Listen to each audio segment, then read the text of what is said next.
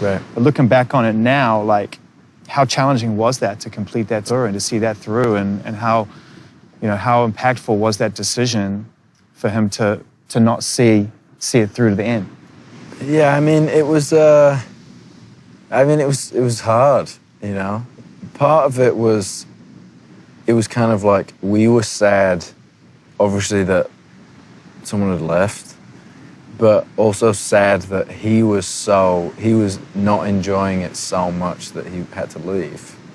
Because I think at the time too, the tour and everything was going so well, and everyone had kind of got to this place where everyone was kind of living in a way where they, I think, felt pretty good while enjoy touring. it. Yeah, like, enjoy it. Yeah. It felt like everyone was kind of enjoying it, and yeah, I'd say a big part of it was us kind of being like, wow, he didn't realize he wasn't enjoying it that much, you know.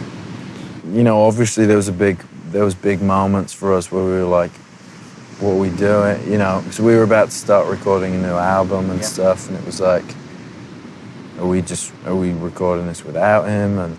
But I'd say in the moment, I guess the four of us became closer, because we were like, okay, this is a hurdle that we weren't expecting. And I think you deal with this in many different places when you're with like traveling and touring, and it's a demanding thing, and not everyone likes doing it. But it's kind of like, if someone's not enjoying it, you'd rather they don't do it. That's why contracts are strange to me. Like, I understand there's a desire to do them when there's a lot of money involved, and in particular when there are certain businesses that really work, but in the arts and things that are creative, like, I never understand of keeping people against their will. Like, you're not going to get good work out of it. I never get that with like the record deal stuff, where it's like, why would you know, like when people like won't release people from contracts and stuff, it's like, why would you want a begrudged employee in the creative space? Like an artist, I don't get it, to make stuff for you when they don't want to make stuff. It seems like completely counterproductive to me. But I mean, you know, I'm also not a businessman, so. You're doing all right in that department, though, so you've got some good instincts. You know, you hire well. I don't know, maybe. I'd say my gut is the only thing that I do trust in terms of people. That's really important, right? I mean, there's only two rules you should really live by: instinct and diligence, right? One gets you into the room. The second one makes you double check and make sure you should stay there. I can also tell, because the times where I've ever been like really, really upset by people is when I'm more upset with myself when I've got it wrong. Yeah. Because I feel like I feel like I'm a pretty good judge of character. And that's the only time I feel myself get really upset with stuff like that, is where you're like, oh, I trust this person, or, you know, I feel like they're a good thing, and then it goes the other way and you're kind of like, I got that wrong. And then I end up like really bummed out about it for a while. But, yeah, that's classic hard on yourself syndrome, to be honest with you, you know, taking other people's bullshit and blaming yourself for it. That's therapy 101. Therapy 101. Have you tried that, therapy? I love it. Yeah, I have, actually, yeah. I love it. Yeah. I think for a really long time, especially when I started coming to California, there was a big thing for me where I felt like everyone went to therapy. They do. Right, and I think for a long time I was like, I don't need that. You know, it's very like British way of looking at it, I think. And then I think there was a point where I kind of was trying to work out a lot more stuff about myself, because obviously then it was just me working. On your own, yeah.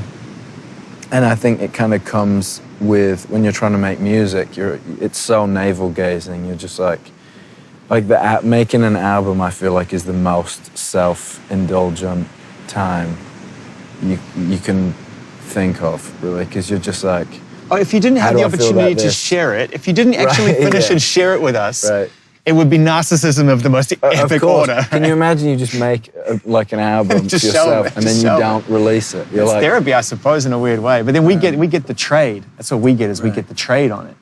We get all that kind of navel-gazing, as you put it, and that self-reflection somehow forms this magic shape that we get to apply to our own lives. And then we become narcissistic because we say, well, Harry's speaking to me. Right. So I get to apply it to my life, right? But yeah, I think with the therapy thing, I just realized I was just getting in my own way.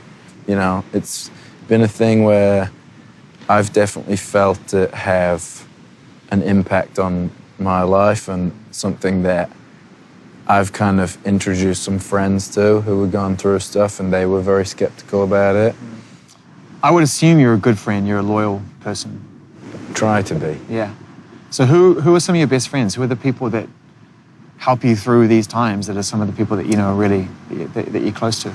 I'm pretty lucky actually with that stuff, because, and it's probably why I didn't go to therapy earlier, is because I have those friends where I'll have the same conversation that I would have with a therapist.